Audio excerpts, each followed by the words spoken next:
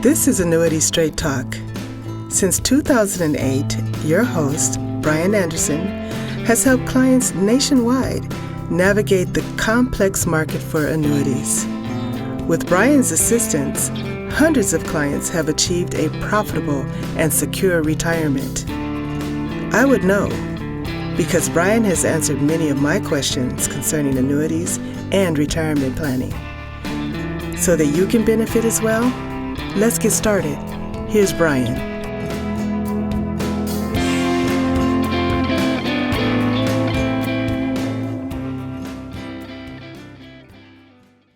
Hello and welcome everyone to the Annuity Straight Talk podcast, episode number 19.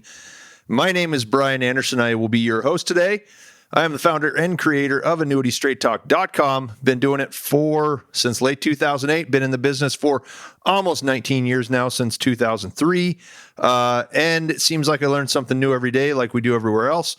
But I have compiled a library of ideas and thoughts on retirement topics in that time period. So that's what I'm doing the podcast for, is to share it with you guys. Again, going solo, scheduling conflicts being what they are, and trying to stay on schedule. Here we are for episode 19 by myself.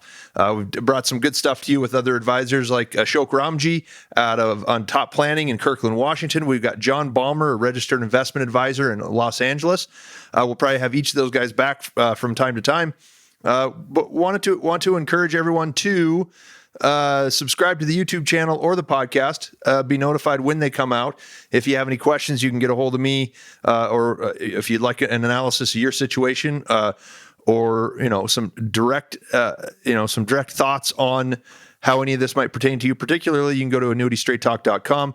Green, schedule a call button. Any pay or on every page of the website, or you can just give me a call. My phone number is 800-438-5121. Okay, so today I'm going to tackle a topic that is very important for, it's critical for retirees. I don't know anyone, whether, even people that don't need it are still concerned about Social Security. And there's been a lot of news about it lately, and I'll touch on that a little bit later. But there's always been kind of one of the questions is, how do you maximize Social Security? Now, what happened with the Social Security Administration is they've changed the rules a little bit over the years. So there's fewer options now than there were. So I think there was a big one about 4 or 5 years ago, where you could, a spouse could take their benefit for a period of years and then switch over to half of the higher earning spouses later. You can't do that stuff anymore. The people that got in on that probably enjoyed it, but it was kind of one of those reasons why the Social Security Trust Fund is teetering on the brink of insolvency. Again, save those comments for later, but everybody wants to know how to maximize Social Security. And so this goes along with just about everything else I do. I have a bit of a contrarian opinion to it. And when I'm a contrarian, I don't come to those conclusions without a serious amount of thought or analysis. And there are times when I know I'm absolutely 100% correct. There are other times when it's just my opinion, and I can offer several justifications as they pertain to retirees in general. This one is something where, again, there's no right or wrong answer, but I'm going to show you something that nobody else really talks about it. And so I wrote this newsletter back in 2019. So it's been it was May of 2019, and it was just based on a lady who was retiring, and she had kind of a dilemma. She was 64 or just about 64, had a dilemma as to when she would take Social Security, and everybody told her, hey, you should wait until 70 because you're going to get the most out of it. And that's kind of what they all do. So what I'm going to do is I'm going to pull up that newsletter right now, and I'll walk you through this example. And it's no different for anyone else who's doing it. And the reason I thought of it is because I had a similar couple come to me just a couple of weeks ago and said, boy, I'm not sure when we should take it. So I sent him the newsletter, and we've scheduled a follow-up, and I went through the numbers on his situation. And I'm actually going to use that as a case study for a deeper dive into the basics of income planning. That's probably going to be episode 20. That'll be next week. So let me get my screen up. There we go. Okay, there's the podcast hallway right there. So what I'm going to go to is AnnuityStraightTalk.com. newsletter page, How to Really Maximize Social Security. So I'm going to show you, what I did when, I guess I get a lot of, I know there's guys out there that do Social Security seminars where you can, go to a conference room with a bunch of other people in your situation and talk about the details of it. And I'm going to take, it's like anything else. I think it's very, very simple to do this. And it doesn't take, it doesn't take a whole 100-page analysis and all that stuff. But so, you got guys doing seminars, you've got, I get advertisements all the time for stuff. And I actually fell for one last a couple of years ago, and it's called maximizemysocialsecurity.com. And the point of that was to say, okay, well, if someone really wants to dive into it, I have the tools, or had, I had the tools to, put all of the earnings information in and get it as close as I possibly could. Okay. And so we could give them an unequivocal response as to when it would be best for them to take Social Security. The problem with it, though, is that software said the same thing for everyone. It said basically for every person, it said if you delay till age 70, this is going to give you the most money. And what it was doing, and what many of them do as well, there are other programs, but this, I consider this one to be a waste of $250 because I did a bunch of dummy scenarios. I did it for probably a dozen people individually, and every single one of them was the same, even though the financial situation of all those people, there were no two alike. And that's kind of why it's really important to look at it in a different way. So should you delay till 70? I don't think it's in the best interests of most people, and I'll tell you why. The only reason you should is if you're continuing to work, just because you create an extra tax burden. I know people who have collected at 62 or 66 and then just save all the money. They keep working and save all the money. And I don't think that's the best way to do it. But again, it's all comes down to personal choice. You just have to have the information you need. Okay. So I thought the Maximize software was a waste of money because I never ended up using it in large part. And it every time it said age 70, but it was projecting life expectancy to age 100. Well, I don't mean to be negative, but not like most people aren't going to live to be 100 years old. So I thought that was it was pretty interesting. Obviously, if we draw it out, the 100, 110, like the longer you live, the more worthwhile it is to get more money. But we look at like normal life expectancies, and you say like there's definitely a way where you can plan for getting more money out. So in this specific example, so let me look at it real quick. Again, sometimes people are continuing to work until later. Yes, then you should wait. But the problem with like if you retire at 64 and you wait till 66, there's a lost payment in there, and that's one of the issues, right? So it's going to cost you money. So that's why I say take it. You can delay till age 70 and get more money out of it, but it's going to cost you money elsewhere. So you're going to have to be, you're building it up in one pocket, but you're pulling it out of the other. And so you've got to do a different calculation to say, when is it actually worth that? Okay. So this, in this case, this was Debbie. She just retired, was going to turn 64. Her monthly income needs are in retirement are $2,200. So she told me that, and then I asked her what her Social Security was. I said, you got to take it, because her monthly spending needs were right around what Social Security was going to pay her. So she had pretty good savings set up. And we don't need to talk about that specifically, but had plenty of savings, and the $2,200 was going to exactly cover all of her expenses. Home was paid for, all that stuff. So if she had not taken Social Security, then she would have had to draw down her assets. So there was a cost to delaying it, even if it was going to pay her more. So I showed in the table, I showed income figures. So you guys can see it here for age 64, 66, and 70. So 66 in 2 months. So she could get $2,200 right away, or she could wait a little more than 2 years and get $2,576. Or she could wait, 6 years and get $3,300. So this is obviously a single life scenario. So it's different when, the case I'll show you guys next time, it's a husband and a wife. They've got to make the decision as to whether both of them take it now, one of them waits, all that stuff. So Anyhow, so what I do is I do the income, I do the cumulative income. Okay. So if she took it at 64 or she waited until 66, she would have given up, you see this right here, $52,800 in lost payments. So it would have cost her $52,800 in order to get an extra $376 a month. So you got to think about, is the cost worth it? So you've got to calculate the value of that money. So in those two scenarios, if she went from 64 to 66, cumulatively, she would not have the same amount of income until age 77. So it takes that long for the 66 payment stream to catch up to cumulative numbers of the 64 payment stream. You see what I'm saying? So that's a point where she breaks even. So that's at age 77, where she'd be certainly better off by having more income because she would have caught up and all that stuff. But that still doesn't calculate what's the lost payment. What did that cost? This is just pure cash flow. Okay.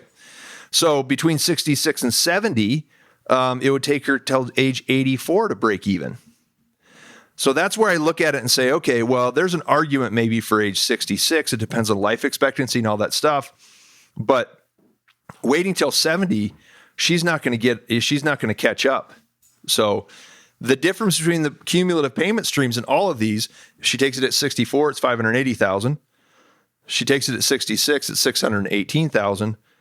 And at 70, it's $633,000. That's all the way to age 85. So 21, 22 years. And that's about how I drew it out because, life expectancy of a 64-year-old is about 19 years. So I look at that and I say, okay, well, given the fact, and you look at this, so if she waits till 66, costs her $52,008 in order to receive another $4,512 per year. So you divide $52,008 by 4,512, get the number of years it takes for you to catch up and break even. Wait till 70. Think about it this way: $158,000 in lost payments to receive an additional $13,200 per year. It's a nice jump up in income, but she's waiting longer. It's costing her 3 times as much as the first scenario, and there's an actual cost. It's called a lost opportunity cost. What would that money have grown to if she had taken Social Security and saved the money, saved the lost payments? Then, she would, what would the $158,000 grow to over, say, a 22-year period to age 85? Even at 3%, you're still looking at $300,000 more just by taking it up front and saving yourself from drawing on retirement assets when you didn't need to. So if you talk about the time value of money and the lost opportunity cost on it, then if the Social Security software factored that in as well, then there would never be a situation where waiting till 70 is better. So there's a minor cumulative advantage to the later strategies by the age of 85, but it's talking about lost opportunity costs. So there's one more thing I want to show you guys. I forgot to pull it up. So this is a critical factor, and I know I can tell you there's a reason why. So there's another case I can think about cases all day long where a couple had substantial savings. They didn't even really need to take Social Security. It would certainly help, but they'd been advised to wait until 70, and they were in their same age, like 63, 64.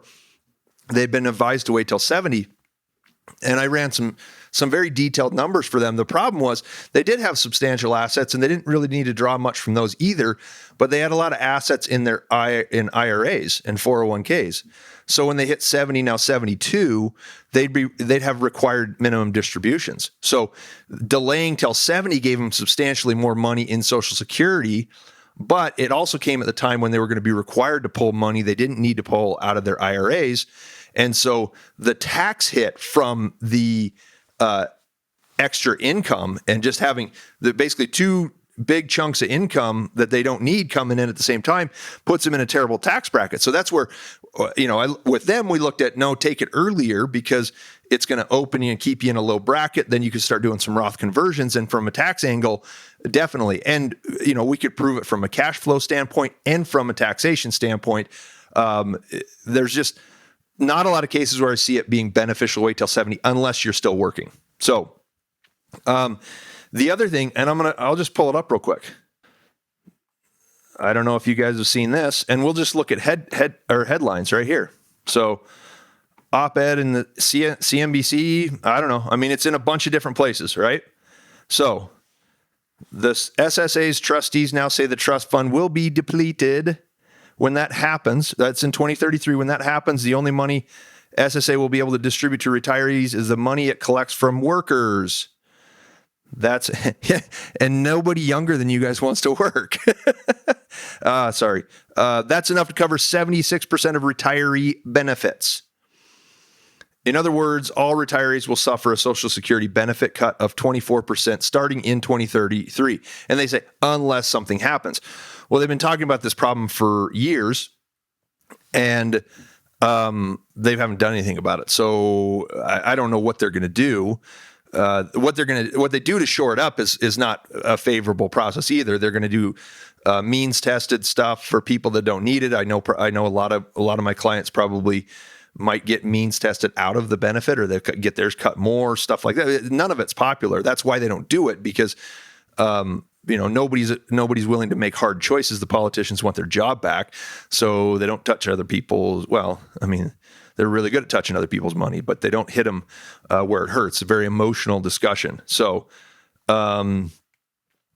here's where I wrote the remaining life expectancy for the average 64-year-old is about 18 years for men, 21 years for women. I got a cameo here from Rambo. Everybody say hi to the puppy. He's feeling left out. Growing up. His foot's healed, though. That's good. So anyway, so this is just a quick deal about Social Security. And I think, again, run your numbers. I'd be happy to do it. Quick analysis. Next week, I'll show you a sheet that I use. I got a lot of good feedback. I had a bunch of people email me and comment on this newsletter that say they had also they'd done the same calculations and found the same results. So, the cynical part of me thinks that you're going to see that they're kind of trying to convince everybody to stop taking Social Security because they know that they're going to pay less money out over time. And I mean, I think you can prove that mathematically by the actuarial charts and by just the simple cash flow analysis plus the lost opportunity cost. So, get the most out of it if you can. It helps in retirement. And if you want an analysis, then get a hold of me. I'd be happy to run through some numbers. I got the quick sheets I can put together. I'll even send some to you. You guys can play around with them. They're just simple sheets, Excel spreadsheets, Google Sheets, stuff like that. So, but I appreciate you guys giving me the opportunity to explain this to you.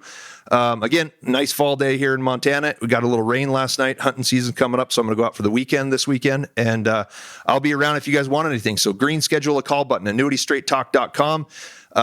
Call me 800-438-5121, and feel free to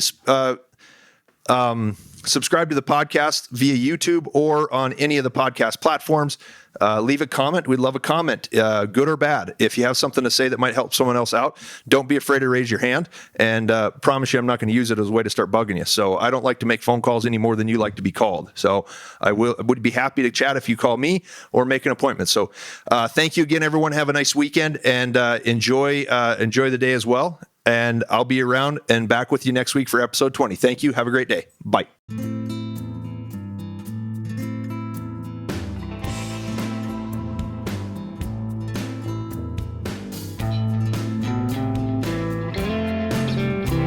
You have been listening to Annuity Straight Talk. The preceding information is for informational and educational purposes only and does not represent tax, legal, or investment advice. The views expressed by guests on this program are their own and do not necessarily reflect the views of Annuity Straight Talk or its partners. No information presented today should be acted upon without meeting with a qualified and licensed professional. It is important that you read all insurance contract disclosures carefully before making a purchase decision. guarantees are based on the financial strength and claims paying ability of the insurance company.